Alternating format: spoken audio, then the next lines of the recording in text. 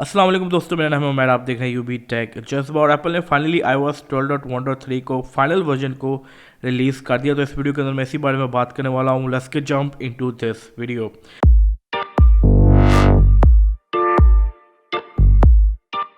Video start करने से पहले अपडेट कुछ इतनी आई थी 2.31 जीबी की। अगर आप बीटा से आ रहे हैं तो आपको अपडेट हैवी मिलेगी, जो कोई अराउंड इतनी होगी।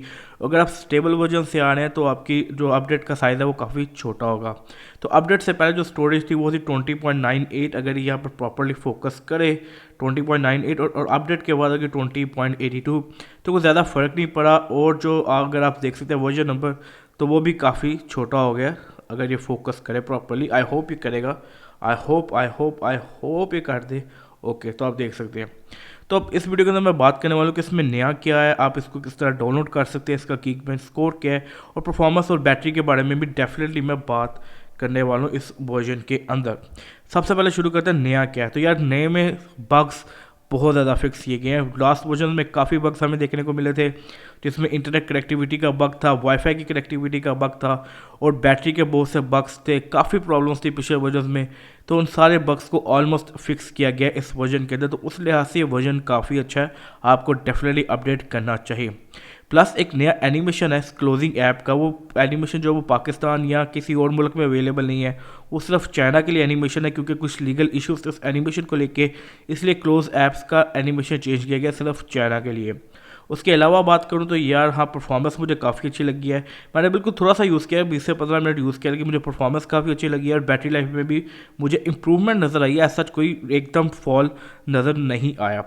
तो अगर हम गीगमेंट स्कोर के बारे में बात कर लें जल्दी से, तो गीगमेंट स्कोर भी मुझे काफ़ी डिसेंट देखने को मिला है। 15 से 70 मिला आपको सिंगल कोर के ऊपर और मल्टी कोर पे मिला है 2709। डेफिनेटली आईफोन 6 का तो उसके मुताबिक है। अब ये कोई हाईएस्ट नहीं है या मैं कहूँगा कोई बेस्ट नहीं है, लेकिन काफ़ी बेहतर है पहले से। और यहाँ पे लाइट थोड़ी कम होगी। अगर मैं यहाँ पे इसको एक सेकंड मुझे दे, मैं लाइट कुछ इस तरह। ओके, तो हाँ काफ़ी बेहतर है पहले से। मतलब हाईएस्ट नहीं है लेकिन काफ़ी बेहतर है। फर्दर बात करो तो यार गीगबैक स्कोर से साफ पता चल रहा है कि हमें परफॉर्मेंस अच्छी मिलने वाली है, बैटरी लाइफ भी अच्छी मिलने वाली है। अब बात करते हैं आप इसको अपडेट कैसे कर सकते हैं। अगर आप किसी स्टेबल वर्जन से आ रहे हैं, यानी कि 12.1.2 से आ रहे हैं, 12.1.1 से आ रहे हैं, किसी भी स्टेबल वर्जन से आ रहे हैं, आपको सेटिंग्स में जाना है, जनरल में जाना, सॉफ्टवेयर अपडेट में जाना, आपको अपडेट मिल जाएगी। लेकिन अगर आप अभी कोई बीटा वर्जन यूज़ कर रहे हैं तो आपको पहले सेटिंग्स में जाकर, जनरल में जाके आपको प्रोफाइल में जाना है और जो बीटा प्रोफाइल आपने इंस्टॉल किया उसको रिमूव करना है। उसको रिमूव करने के बाद आपको अपने आईफोन को रीस्टार्ट करना है। रीस्टार्ट करने के बाद आपको दोबारा सॉफ्टवेयर अपडेट में जाना है, आपको अपडेट मिल जाएगी।